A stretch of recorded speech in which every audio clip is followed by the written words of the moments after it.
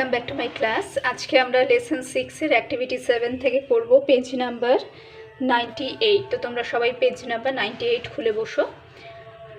Activity 7-এ আছে write a short story using the following points in about 6 sentences, try to give a title.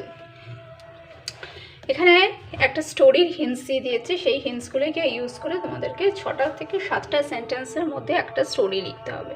তো আগে আমি তোমাদেরকে স্টোরিটা একটু বলে দিই, তাহলে তোমাদের একটু ইন্টারেস্টিং লাগবে। স্টোরিটা হচ্ছে একটা ডগ এবং একটা ডাঙ্কি, যারা দুজনে একসাথে যাচ্ছিল এবং ডাঙ্কির পিঠের উপরে ছিল একটা বাস্কেট, তাতে ছিল ব্রেড। তো রাস্তায় যেতে যেতে স্বাভাবিক ওদের দুজনের খুব খিদে পায়। তো ডগ কি করে, কিছু তো খেতে পাচ্ছে না, কিন্তু ডাঙ্কি রাস্তাতে যে ঘাস আছে সেই ঘাসে খেতে শুরু করে এবং ওর পেট ভরায়। কিন্তু ডগ বারবার করে ডাঙ্কিকে বলছিল যে তোমার পিঠের উপরে যে ব্রেডটা আছে সেই ব্রেডটা আমাকে একটু দাও, আমি খাবো। কিন্তু বারবার করে ডঙ্কি রিফিউজড করলো, মানে ওকে খেতে দিল না। ওর খিদে পেয়েছিল কিন্তু ডঙ্কি পারতো যে ওকে ব্রেডগুলো দিয়ে হেল্প করতে, কিন্তু ও করলো না। তারপরে কি হলো, একসময় দেখা গেল যে সেই রাস্তাতেই একটা উলফ এলো। সেই উলফ এসে ডঙ্কিকে অ্যাটাক করতে লাগলো। তখন ডঙ্কি বিপদে পড়ে বারবার করে ডগের কাছে হেল্প চাইলো যে তুমি আমার পাশে এসে দাঁড়াও, আমাকে হেল্প করো।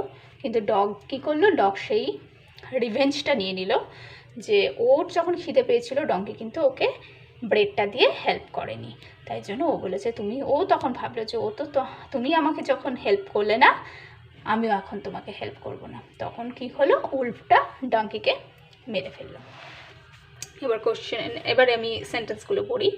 A dog and a donkey was traveling together. A basket of bread was on the donkey's back. They both felt hungry, so donkey ate grass on the roadside. Dog asked donkey for a piece of bread, but donkey refused. After some time, a wolf appeared and attacked donkey. Donkey requested the dog to stand by him, but dog refused and wolf killed the donkey. Moral, as you sow, so shall you reap. তুমি যেরকম করবে তুমি ফল সেরকমই পাবে। Next আমরা যাব page number 99। 99এও একটা passage দেখতে পাচ্ছি, let's read. One day a foolish ass was roaming aimlessly in the forest. একটা ফরেস্টে একটা বোকা অ্যাস ঘুরে বেড়াচ্ছে। এমলেসলি মানে কোনো লক্ষ্যহীন হয়ে, কোথাও তার যাওয়ার নেই, এমনি ঘুরে বেড়াচ্ছে। While passing across a path, he saw something under a tree. যখন সে পথ ক্রস করছে তখন সে গাছের নিচে একটা কিছু দেখতে পেয়েছিল। He became curious and came near it. ও খুব সন্দেহবাতিক হয়ে যায় এবং খুব আগ্রহী হয়ে যায় এবং came near it মানে কাছে আসে। It was a lion's skin. এটা ছিল একটা সিংহের চামড়া। For fun, the ass put on the skin and began to wander here and there. মজা করেই সে কী করলো, সে চামড়াটাকে নিজের গায়ে পরে নিল এবং এদিক ওদিক ঘুরতে লেগেছিল। When he came to the bank of a stream, he stopped. যখন সে একটা নদীর ধারে, ছোট নদীর ধারে এলো, সে থেমেছিল। He saw his reflection in the clear water. পরিষ্কার জলে তার সে প্রতিচ্ছবি দেখতে পেয়েছিল। He was very happy and said to himself, ও খুব খুশি হয়েছিল এবং নিজেকে বলল, I look like a lion. Seeing me, other animals will be struck with awe. কি বলছে যে আমি একদম একটা লায়নের মতন লাগছি, আমাকে দেখে অন্যান্য সমস্ত অ্যানিমেলরা খুব সম্মান করবে। He then went to the place where other animals had gathered. তারপরে সে সেই জায়গাতে গেল যেখানে বাকি সব অ্যানিমেলরা জড়ো হয়েছিল।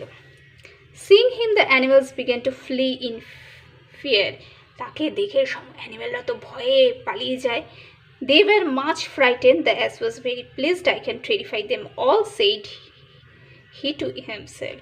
তারা খুব ভয় পেয়ে আছে এবং অ্যাস তাতে খুবই খুশি যে ও, এবং মনে মনে বলছে যে আমি সবাইকে ভয় দেখাতে পারি, আমি সবাইকে ভয়ে রাখতে পারি। Then he came to a fox. তারপরে সে একটা ফক্সের কাছে আসে। The clever fox did not run away. কিন্তু সেই ফক্সটা খুব চালাক, সে কিন্তু কোথাও আর দৌড়ায় পালিয়ে যায় না। At this, the annoyed ass brayed to frighten him. তখন কি করলো, সে বিরক্তি হয়ে অ্যাসটা ব্রে করলো। ব্রে মানে অ্যাসের সাউন্ড, তাকে ভয় দেখানোর জন্য। And he was at once detected. এবং তখন সাউন্ডটা শুনে ফক্সটা তাকে চিনে ফেলেছে। Now all the animals pounced on him and tore him to pieces, moral none can B full all.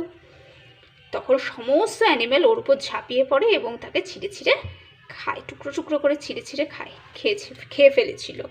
Naan can B full all, no, কেউ সবাইকে কখনো বোকা বানাতে পারে না। তুমি একজন দুজনকে বোকা বানাতে পারো, কিন্তু তুমি কিন্তু সবাইকে বোকা বানাতে পারবে না। নাও activity 8, write T for true, F for false statement in the given boxes. The ass was roaming in the forest with a certain aim, false. He saw a deer skin under a tree, false. The ass did not feel happy seeing his reflection in the water of the stream, false. The ass was very pleased to frighten other animals, true. Next, activity 9. এখানে arrange the following sentences in order.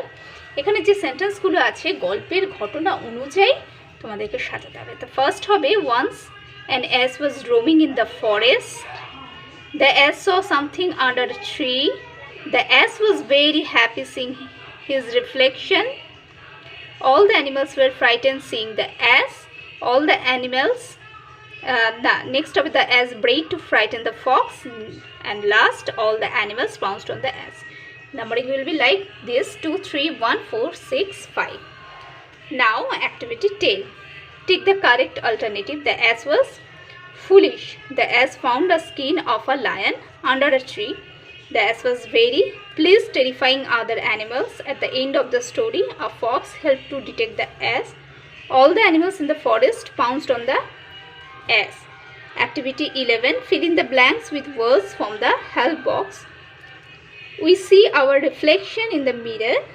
The little boys were much frightened. The policeman detected the thief. The dog pounced on the cat. এখানে সমস্ত ওয়ার্ডগুলো দেওয়া আছে। আচ্ছা, একটুখানি আমি wait করে, একটা সাউন্ড আসছে।